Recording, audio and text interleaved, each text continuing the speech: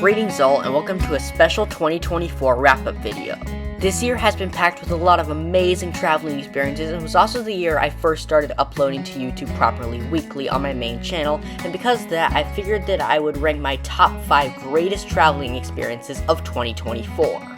From this year onward, I'll be making videos like this at the end of each year as a way to wrap up how the overall year was and what was my overall favorite traveling experience of that year.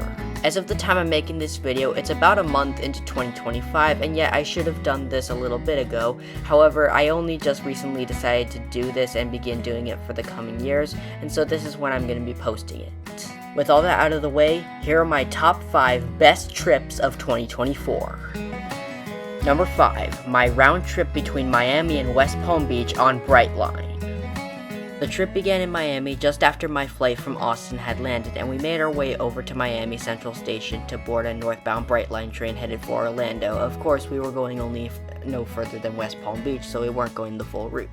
After about an hour in the lounge, it was about time to board our train. I was booked into Smart Class both ways, however passengers can book Premium Class if they pay extra. The ride was a very nice and comfortable way to get around between the two cities, and a good alternative to driving as it was a little bit faster, seeing as the traffic between Miami and West Palm Beach is oftentimes quite hectic, and thus it would have been quite the hassle if I had to drive there, so good thing there was the train that I could take instead. The interiors were nice and welcoming, and were also quite modern thanks to Brightline using brand new Siemens Venture cars built by Siemens, seeing as they were only a couple years old and not aging like many of Amtrak's coaches are. We arrived in West Palm Beach after about an hour and 15 minutes of riding, where I spent a couple of days with my auntie before boarding my return journey, and unfortunately this time the ad wraps were covering up the windows, and so I could not really see much outside. This is a huge step forward in passenger rail in the United States and truly shows what American trains should look like in the modern day, offering frequent, reliable corridor service between the major cities Miami and Orlando. With plans to expand the Brightline network into other areas of the United States such as California between Los Angeles and Las Vegas to Brightline West, it's clear that passenger rail in the United States clearly has a bright future ahead of it. Number 4, my great trip down to San Antonio, Texas, where I got to ride on Amtrak's Texas Eagle and visit the San Antonio Zoo. As a late birthday present, my parents allowed me to go on Amtrak's Texas Eagle down to San Antonio and visit the San Antonio Zoo as a way of getting some extra content for my channel. The train was about 10 minutes late due to being held up by freight traffic just a little bit outside of Austin. However, there wasn't too many delays on this ride. It was golden hour by the time we were departing Austin, and throughout the journey, I got to enjoy an absolutely gorgeous sunset, and man was that an absolutely amazing thing to enjoy, and what puts the trip on this list. It soon turned pitch black outside, and we pulled into San Antonio Station a little bit before 10 p.m. The next day, I visited the San Antonio Zoo where I got to witness animals like lions, tigers, Komodo dragons, rhinoceros, hippopotamus, and lots of other creatures. The train ride was insanely slow, taking a whopping 3 hours and 25 minutes, which is inexcusably long given the distance covered.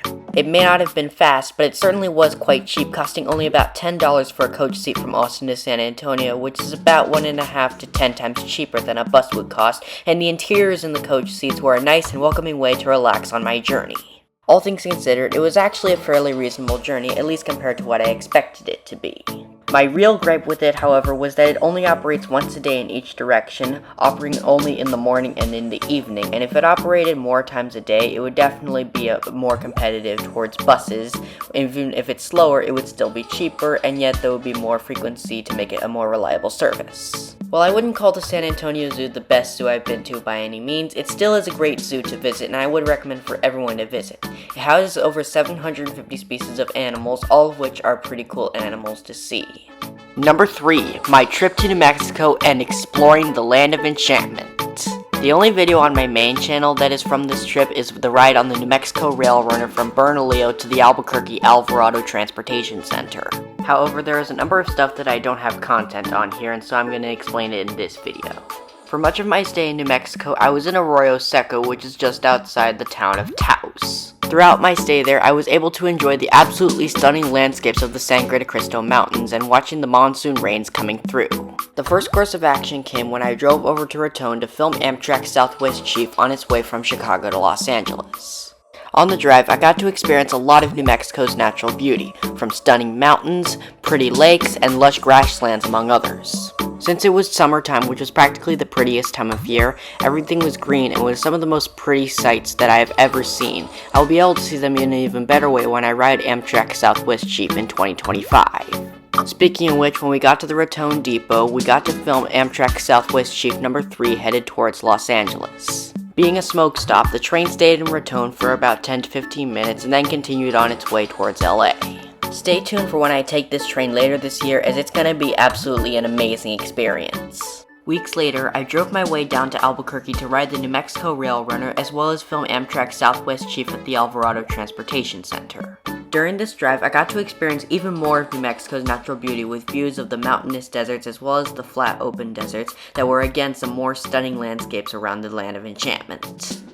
Upon arrival in downtown Albuquerque, I had lunch and managed to get one of the best pieces of cake for dessert, and it may have been the best piece of cake that I have ever had. Shortly after, I headed up to Bernalillo to board my Rail Runner train to the Alvarado Transportation Center for the sake of doing a YouTube video on the Rail Runner. The ride was overall nice and offered some pretty views along the way. However, I do think it would be good if the Rail Runner offered a more frequent service, seeing as I actually had to reschedule it for it to coincide with my plan to film the Southwest Chief. We reached the Alvarado after only about 25 minutes, and thus with that trip report out of the way, I headed back to my hotel where I spent the next couple hours. From the hotel, I could get some great views of the city and the Sandia Mountains protruding high in the distance. Later that evening, I headed back to the Alvarado Transportation Center and managed to catch eastbound Amtrak Southwest Chief number 4 running over 6 hours late. Train 3, running about 3 hours late, came a little bit later, and it was absolutely amazing being able to catch both trains 3 and 4, and that's not something you can catch every day. After that adventure in Albuquerque, I spent a little bit more time in Taos before eventually driving back to my hometown in Austin, Texas. Number 2, my overnight ride on Amtrak Sunset Limited from LA to Austin. Traveling across the country on a train is something that I have wanted to do for years, and in May I was able to finally do so when I rode across the country on Amtrak's Sunset Limited and Texas Eagle all the way from Los Angeles back to my hometown in Austin. The trip began in none other than the great city of Los Angeles, California, where I did things like visiting the Getty Art Museum and the La Brea Tar Pits. Later in the evening, I made my way over to Union Station, where I spent a little bit of time in the Metropolitan Lounge, even scoring a souvenir of a model Amtrak P-42 DC made out of cardboard. Boarding began at around 6:30 p.m., timed for a 7 o'clock departure from Union Station that evening.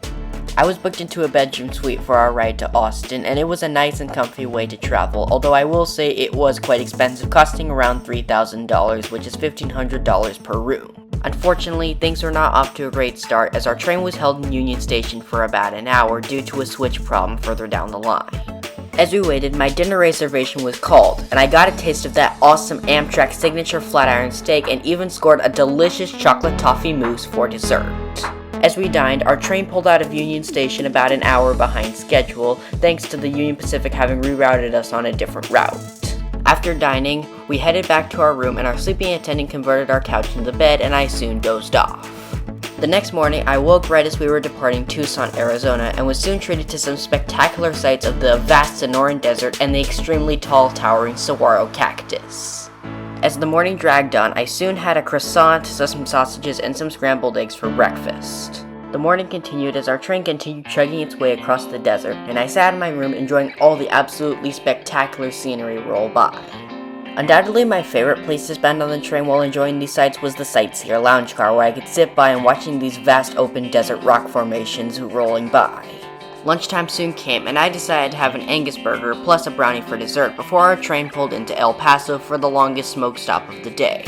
I didn't cover it up in the video, but a burrito lady was handing out burritos at the train station, and I didn't really take advantage of it during this trip. We left El Paso and soon headed back out into the desert with more views to take in before our train eventually pulled into Alpine right as the sun was setting over the horizon. Departing Alpine, we enjoyed dinner in the dining car and were treated to an absolutely gorgeous sunset over the desert before dozing off for our second night on board the train. We woke up the next morning right as our train was departing San Antonio and soon headed to the dining car to have a taste of the mediocre Amtrak flexible dining pancakes before our train pulled into Austin Station pretty much on time. This trip truly was a dream come true for a rail fan like me and was overall a perfect experience. The only gripes I had with the trip were the hour late departure from LA's Union Station and the flexible dining I had on the final day, but despite those problems, it still is one of the best experiences, with overall great service on board with comfortable beds and good food, plus some absolutely spectacular scenery to take in outside the window. This is a traveling experience that I would recommend for everyone to try at least once, and that's why it makes the number 2 spot on this list.